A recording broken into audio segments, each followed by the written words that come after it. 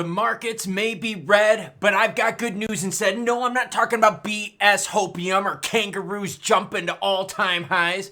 Real news. We're also going to talk XRP price along with... I say lots of naughty things, so here's your warning. And happy Monday, everyone. You're home for the news, whether it's good, bad, happy, or sad. And I actually have good news for you today, despite the red up on the screen. But before we get into that good news, you, the viewer, matter most. So just share your comments at the beginning. Mr. C says, I'm glad I came across your channel. You're straightforward. I appreciate that.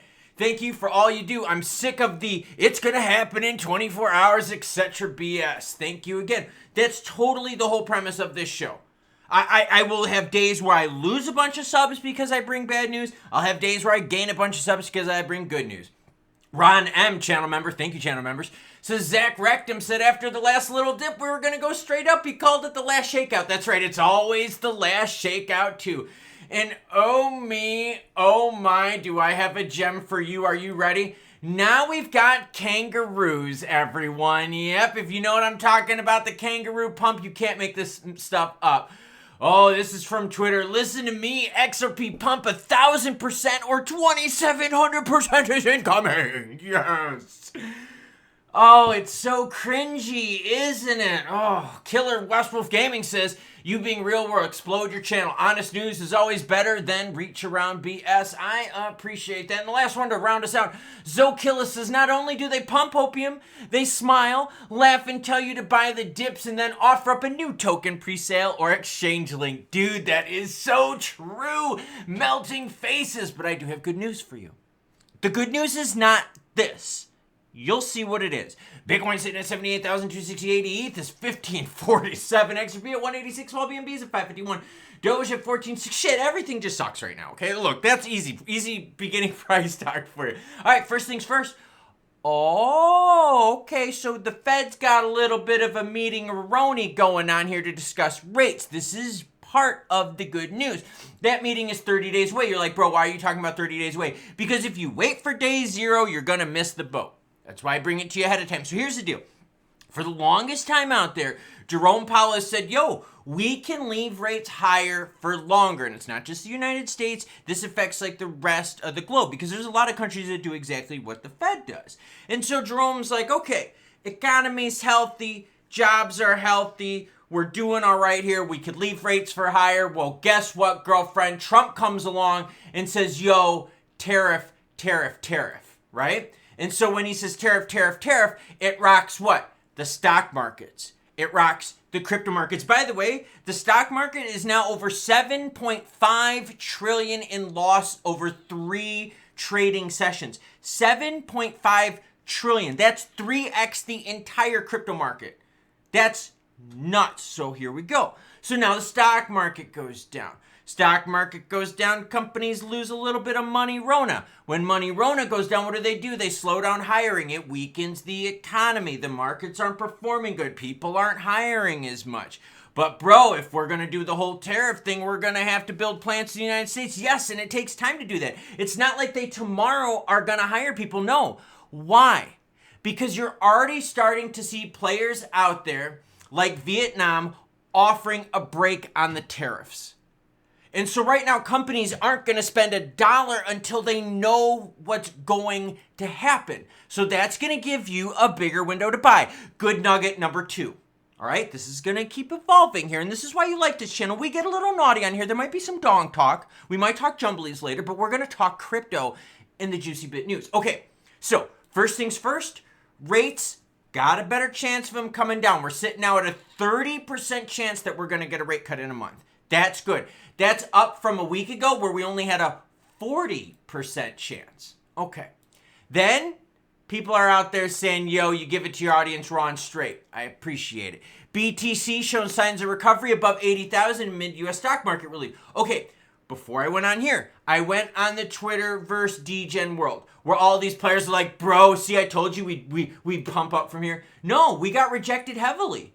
We got rejected heavily on this move. And since we're still dealing with tariff stuff, since we're still dealing with the negotiations, your buying window is going to be longer. Now, let's keep learning.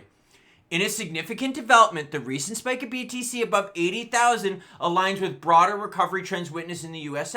Here's the whole thing. players out there said, oh my gosh, we rebounded and called that the bottom was already out there. No, we've got some problems here because what happened was Vietnam said, yo, girlfriend, we're going to take some of those tariffs away from you, United States. And we're like, oh, so that means we'd pay less for all the shit that were, like your clothes made in Vietnam, your shoes, you get my point.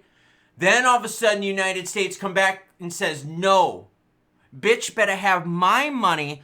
We're not negotiating. Vietnam's offer to lower its trade barriers to delay the implementation of Trump's reciprocal tariffs have been rejected by a White House advisor. Senior trade counselor Peter Navarro rejected this possibility later the day, telling Fox News this is not a negotiation. This is a national emergency based on the trade deficit that's gotten out of control because of cheating. So the good news is that you've got about 50 people now wanting to talk with the United States and say, yo, let's get this tariff trade war stuff figured out before it costs us all a ton of money. That's good. That's players wanting to come to the table. As soon as we get all this tariff stuff figured out, things should be greener for us. Right? Yeah, macros like inflation suck, but at least this tariff trade war, we can move past, right? That'll definitely help out this blob of red up on the screen. But the United States, Trump, they are digging their heels in. So again, the longer they dig their heels in, where players don't want to cave in fully to demands, because this is basically whose wing is bigger than whose financially and production-wise. That's really what this comes down to, okay? So what happens here is the longer this goes on, the more companies are going to park cash on the sidelines. The more you're going to see investors park money on the sidelines because they're like, dude, we don't know what way we're going yet. Are we building in the United States, or are we paying higher rates for getting stuff overseas? Or are we not paying higher rates at all overseas because they're going to get rid of the tariffs? That's my point. So until we get a clear direction, money gets parked on the sideline, which means the economy suffers a lot because there's no injection of capital, which means Jerome Powell is under more pressure to lower rates to try to spark things, because as rates get lower, it's cheaper to expand your business. And if we're going to be building in the United States, well, guess what? You're going to want rates to come down so you're not spending a bunch of juice on your business loans. Oh, so we're learning more? Yes, we are learning more. We're going to keep learning. So all of a sudden, you have these players out there calling for the early bottom. Stupid as crap. Why? Because we don't even have a direction yet. Vietnam's tariffs offer rejected by Trump. This is not a negotiation. Thailand joins 50 countries now to talk to the US. This is going to take time. Time gives you opportunity. The good thing is these players want to talk to the United States. All right? They have been a big-time exporter. For instance, Thailand, a huge chunk of Thailand's economy comes from their exports. A lot of that goes to the United States. Would you like to lose your biggest customer? No, you wouldn't. That's why this negotiation stuff is happening. Anyone that's had a small business out there or even been part of a larger business, you know how certain customers get better deals than others because they spend a lot of money with you. That's just true. Let's be real here. That's what's happening right now. So, rates, chances are going down. That's good for us. All right? People wanting to come to the table, good for us. Not getting any negotiations, good for us in terms of if you want to buy, this extended your window. But Klaus, I thought you only brought negative news. No, I bring you news whether it's good, bad, happy, or sad. Whole crypto market, blah, this is very, very red. Volume bonkers, up 320%. Who's making money on all this? The exchanges. The exchanges are laughing at us. The exchanges are laughing at all of us. They're like, yo, we're making tons of money. XRP players called the bottom.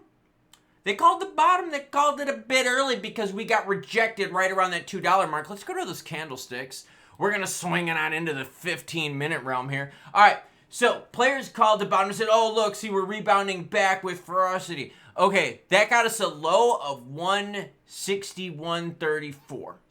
So for those of you out there that said, yo, you're going to try to snipe sub 170, well done.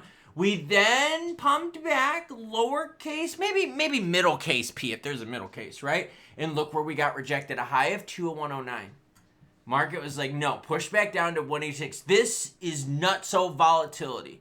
This volatility benefits the exchanges. It benefits people that wish to stack at these levels. You want to short-term make some money. You want to buy at 165 and sell at $2 and make like 25% in like a couple hours of work.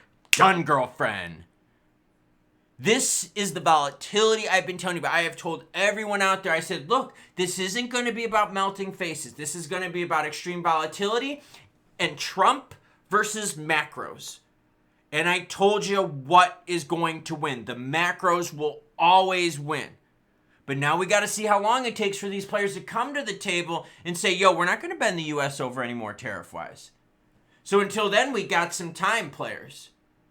You looking to get your average on? You looking to make some short-term play-a-ronies? I know I am. I shared with you where I'm going to be doing mine. Yeah, I've been reading financials. Yep, been reading financial reports all morning, all the way through last night. That's what I did last night and this morning. I'm getting ready to dump some zeros on something. Life happens. Price happens, news happens, good, bad, happy, or sad, I bring it to you. And here's the best part about all of this. Let's pretend that all of a sudden we start building in our own country. So whether you live in the UK, Canada, let's just say we start building in our own countries. We don't start going for the crazy tariffs over there. But we're seeing this mostly with the United States right now.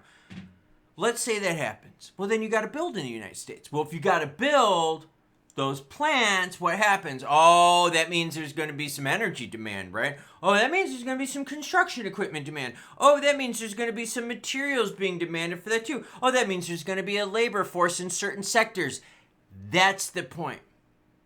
You're going to start seeing people make plays because they're going to start going, all right, are we going this direction and we're building domestically, or are we going this direction, paying more tariffs, or we're going to stay in that direction and not pay the tariffs?